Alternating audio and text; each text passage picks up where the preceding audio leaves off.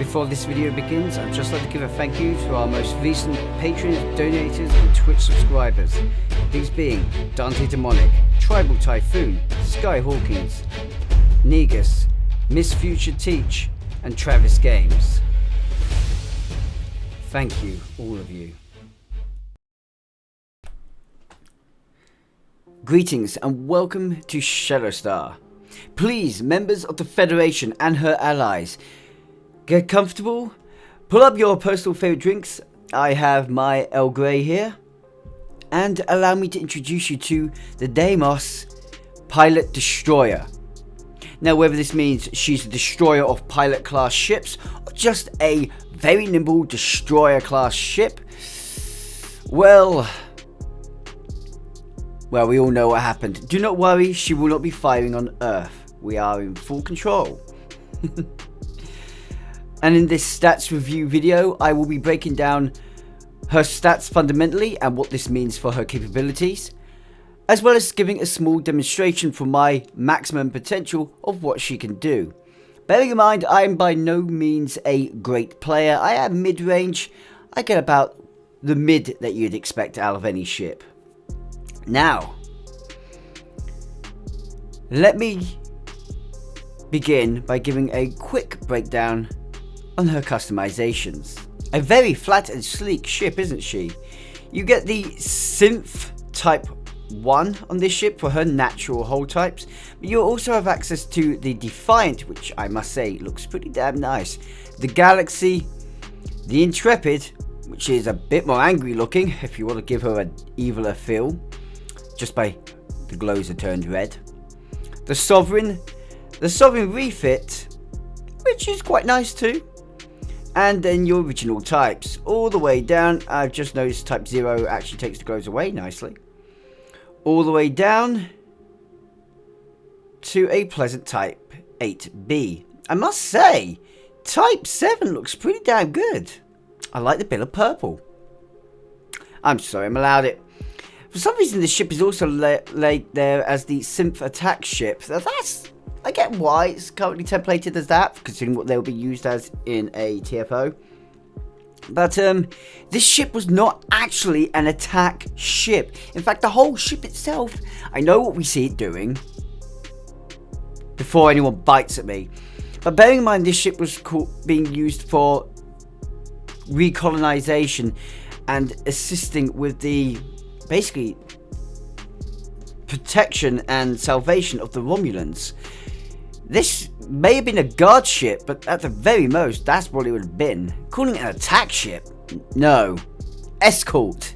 It would have been an escort. Damn it. You also had the Type 1 hull, and no special bridge, but hey, who needs a special bridge considering STO is set in a period just ahead of Star Trek Picard, so hey, you could just say any of these bridges were put into its place. Nothing wrong with that, and to be fair, the model is that good, I'm not complaining. Obviously, there's no advanced templates to put onto this ship to give her a different look. Wait till tier 7 before we get that kind of rubbish stuff out. But we do have a few different patterns you can use on the hulls and wings respectively, rather than just overall. Just to give you guys an idea of how this has been broken down, we will quickly snap a few very standout colours onto the ship. Hey. And the whole area will consist of... Come on Corvus, you make this easy for me. Well. Wow, okay. Do you want to stand out a bit more than that, please?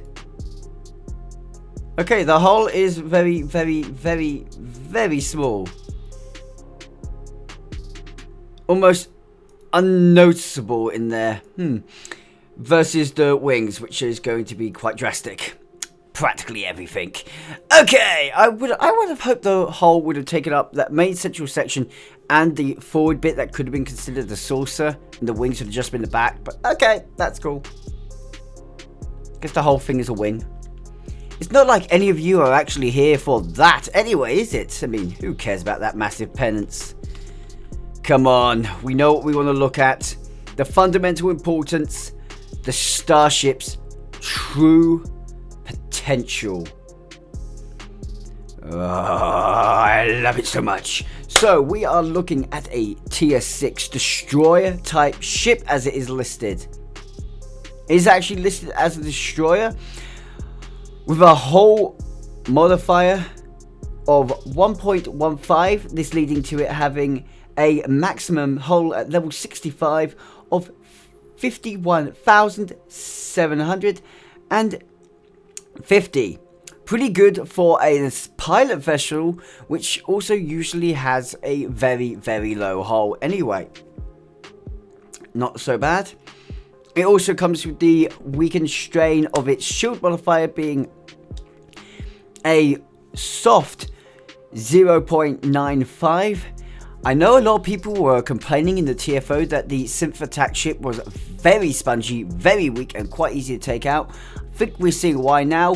Guys, most of you going after these ships and dealing massive Ks of DPS damage, this ship did not have what it takes to withstand that. Already seeing right now that this ship is not going to be holding a continuous fight, but rather hit and run tactics. Not going to necessarily be a bad thing, but tells us no defensive, truly defensive focus. Turn rate of 17 makes it very fast and nimble, among there with the top pilot ships, and definitely good for any good pilot. I know a few people that have already made some excellent videos with this ship. Impulse modifier 0.21 is quite acceptable, and an inertia rating of 70 is the kind of inertia I like, so we are getting this ship rampaging. I love how it's telling me the warp core is your typical antimatter. Ha! Bonus power settings of plus 10 to weapons and plus 10 to engines are exactly what you'd expect from any pilot registered vessel. And it has the magnificent standout along with its experimental weapon slot of a 5.2 weapon format. I say magnificent because, to me, how could you make this much better? She also has some very, very unique abilities. We can see it sort of standing off to the front there, but let me explain. She has the ability immortalating phaser lance. Well, Phantom class has got its new pilot rival. Quite acceptable considering the Phantom and this one looks so similar. She has the bridge officer positions of... Ooh, I hadn't fully paid attention to this. Commander Tactical Pilot and a Lieutenant Commander Tactical Intelligence, really giving this ship some potential, and I do like the fact it has intelligence looks about it, so that's fitting to me. Lieutenant Commander Engineering, Lieutenant Science, a bit weak there, but then again, like I said, this is a hit and run ship. You're not going to really be going for control with the ship, you're going to be going for other strategies. And finally, a Universal Ensign. It's kind of a meh, but hey, gives you an extra science trait or a bit of extra engineering if you want it. I know a lot of people are going to use it for a tactical, I'm just saying you could use it for the other two. Certainly an impressive ship. Appletee stats sit at 41, 65 and 20. That is engineering, tactical and science. Definitely an impressive ship to say the least. She has got quite an extremely high amount of DPS potential. A pity that she doesn't have anything anywhere else. Her console positions are 5 tactical, 4 engineering, 2 science. This is why I'm going, we have an issue here. This ship is 100% purely DPS focused.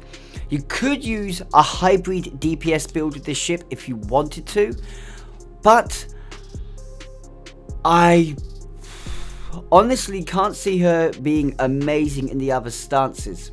Certainly she has positions to be a support vessel from the DPS front of things.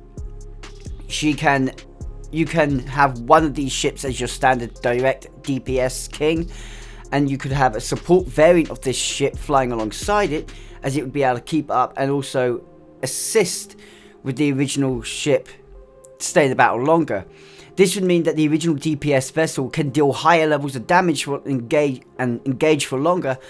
However, it will critically mean that the supporting DPS ship is highly likely to be destroyed in the process. So you've got to keep that in mind. You're basically using your support wingmen in this situation as cannon fodder. And if you choose to fly this role, be aware that you are in that position. You are to take the damage and be destroyed while the biggest DPSer tries to stay alive. Once the wingman is down, that would be the point where the DPSer retreats back to recover. Essentially, it's a tank without the ability to survive. Not necessarily the greatest thing, but at least with a DPS wingman flying that kind of support role, it can still do high levels of damage, which may be something to engage in if you are not the one looking for the absolute in points or DPS score by the end. Or am I the only one that possibly thought of that role? I probably am. Okay, other stats to look at. Oh, this is where things get really interesting for me personally. This ship comes with some very, very nice and interesting little extras, tidbits to talk about. Her mastery, of course, is, well, your typical destroyer mastery. And it comes with the nice trait, I'm going to say, nice trait of Distress Call, add Synth Destroyers. Now, being able to summon 2 Synth Destroyers for 30 seconds, it's not a long time. I would have appreciated them being in for a bit longer. However, these 2 Synth Destroyers, from what I have heard, do deal quite a good amount of damage. However, they are your typical Synth Destroyers that you see in the in the TFO. They are easy to take out. You'd probably be finding it better to just use your Distress Call and calling the flagship. But hey, if you prefer to have high-speed destroyers along your wing, it's always an option. I do like do use Delta Distress myself. That's a trait depending on your choice of fighting. We also have, well, the beautiful console that I talked about before, the ability.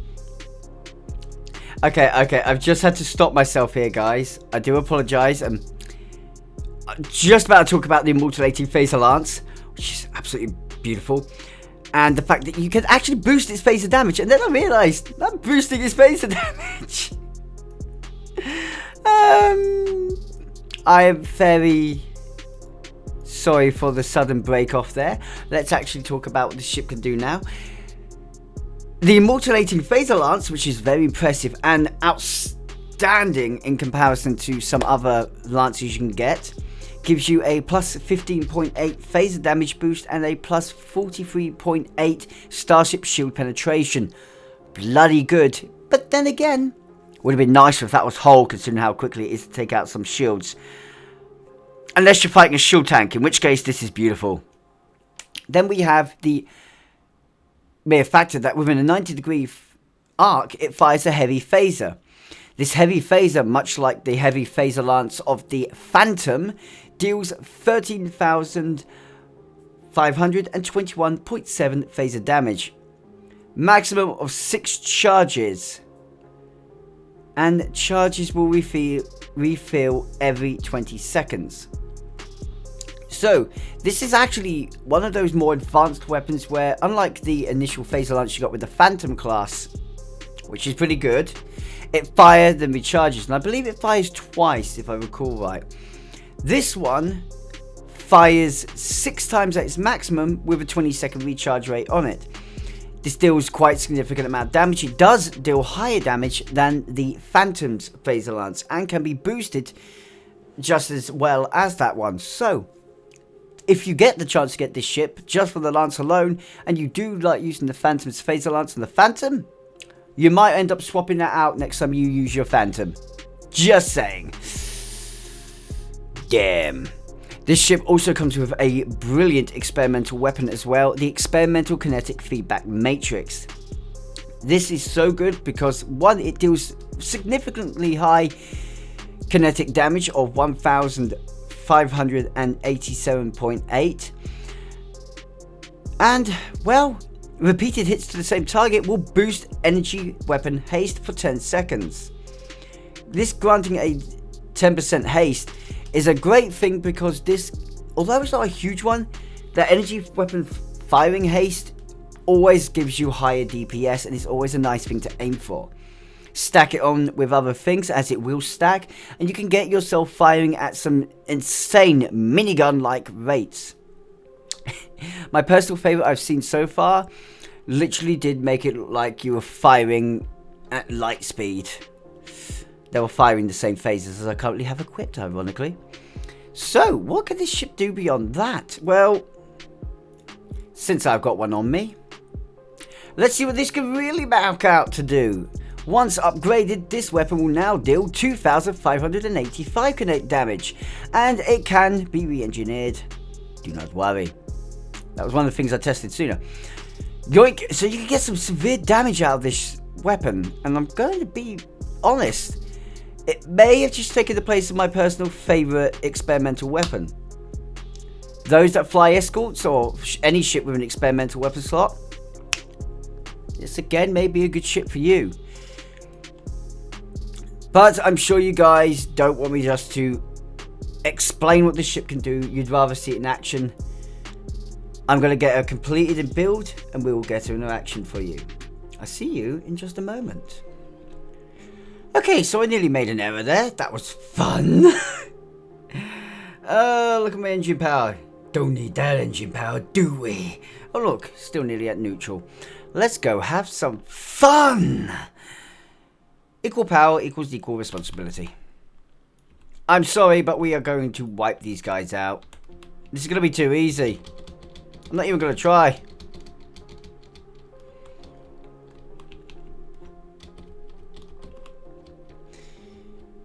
The mode may be... I may always test the ship in a relatively easy area. That doesn't mean that this is any more ridiculous, that I've not used any major output and I'm just battering these guys out with this ship. You can see she can take enough neutral damage. I'm not using really an over-the-top build.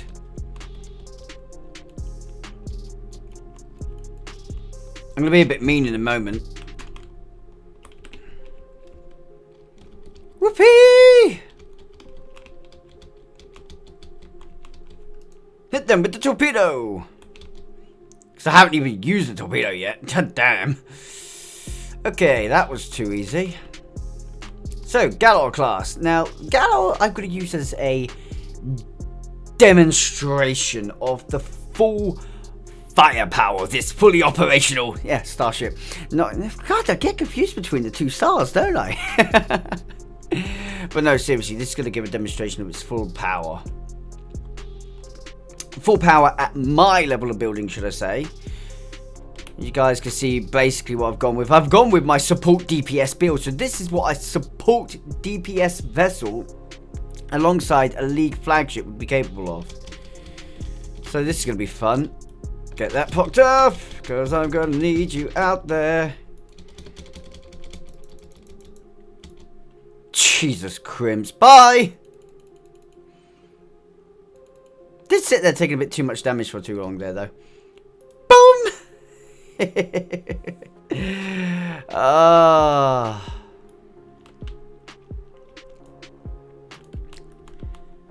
Solid. I'll give a lesser variant of that against this guy. This is going to be funny though, because I was toying around a bit too much there, so I did take more damage.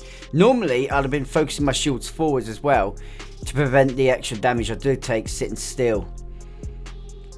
Well, here we go. Actually, I'll find the experimental weapon first. Wow. Okay.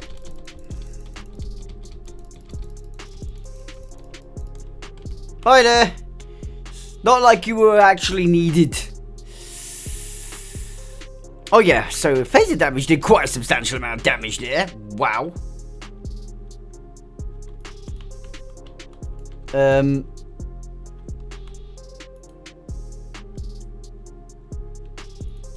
What the hell? Oh, okay. Okay. This is a thing. Oh, I like this. Let's spam fire the bugger. Yee! Every 20 seconds gets to fire at full pace. Wow, that's a bit too strong to be firing like that. See what I mean? Holy crud on the moly. I underestimated the phaser lance. Oh my word. That was fun. Can I do that again? I wish I could kill another one in this area, but I really need this mission redoable. I've had to refocus myself here.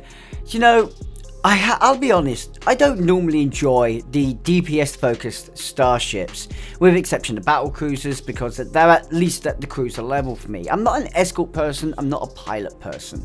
It's probably obvious by now, but hey. Well, I have got to say this.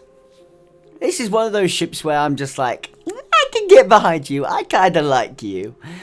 It's a nice little ship, and you know what, she is fun to fly. Hell, normally the ship has to be one that I really like from the show. So the Defiant class or the Akira class has to be one of them to get me to really like flying it in this game, and because they're an escort and they're so lightweight. But this one is so nimble, so elegant, and got such a good fun punch to it in such an ironic way that it's just like I can really like it. I don't even know what I'm trying to say here. I just I'm so thrown off by the fact that I like this ship that I don't know what I'm trying to say. How does that make any sense, eh? Hey? Okay, so let's play ground. Yes, this is a DPS orientated ship, so I'll talk DPS last. Escort is its fundamental strength. Tank is not its strength. Tank is very weak.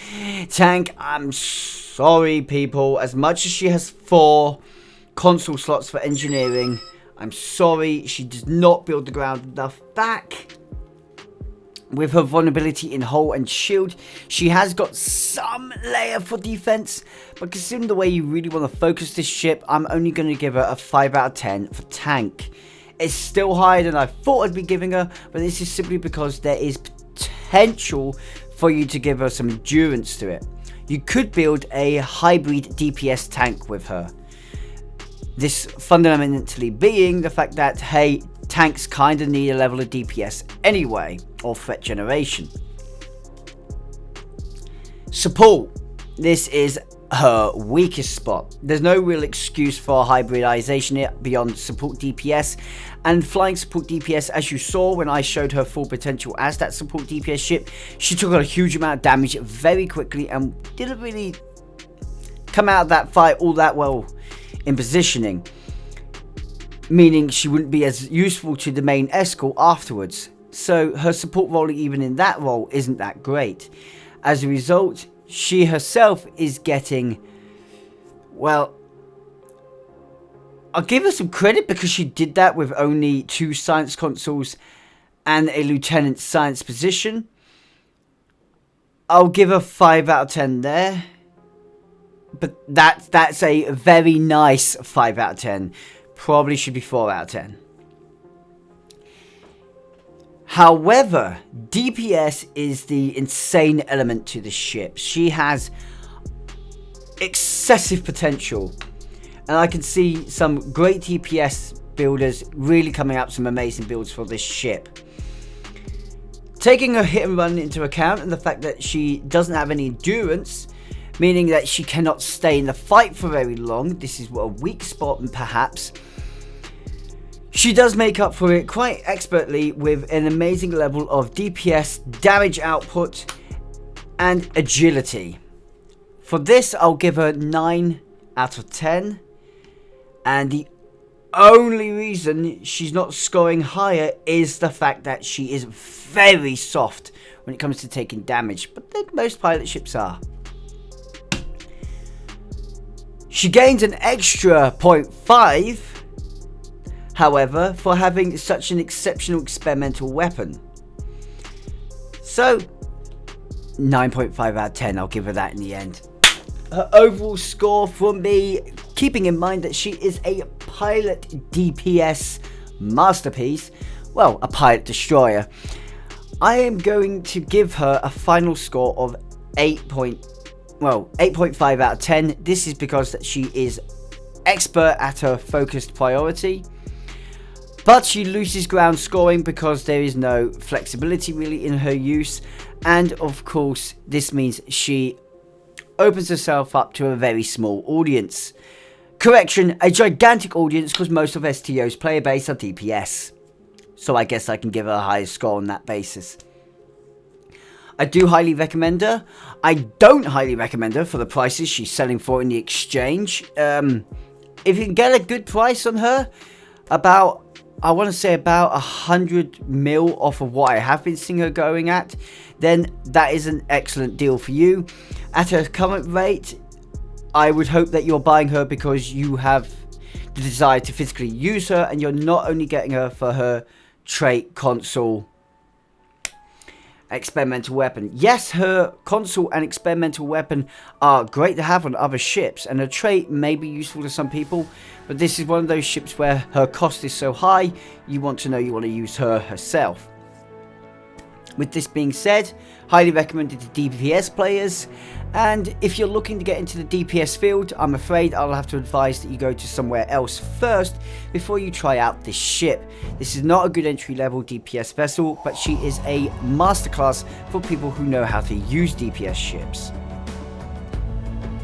Guys, I would love to hear what you think on her, so that needs to go in the description below. Not description below, in the comment section below the description.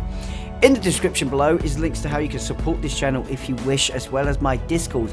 And on that very fine note of supporting the channel, I would just like to say, first of all, a thank you to those who have watched this end of the video, and an even bigger thank you, because I'm sorry, but you guys fucking deserve it for making this video possible. A bigger thank you to Miss Future Teach, to Tribal Typhoon, to Travis Games, to Skyhawkings, to Dante. You guys have been Patreon donators and Twitch subscribers, respectively, to each whichever you're in, and this support has really helped out the channel in its growth. It gives me more time to work on what I'm doing and do more dedicated content than I was doing beforehand. If anyone wishes to support in that manner, like I said, that is in the description, but please don't feel like you have to. And I hope that I'll see you guys next time, perhaps in the visual review of this video, of this ship. Ha! Thank you guys, and until next time, live long and prosper, my friends. Ciao for now. That's not warp. That's not warp!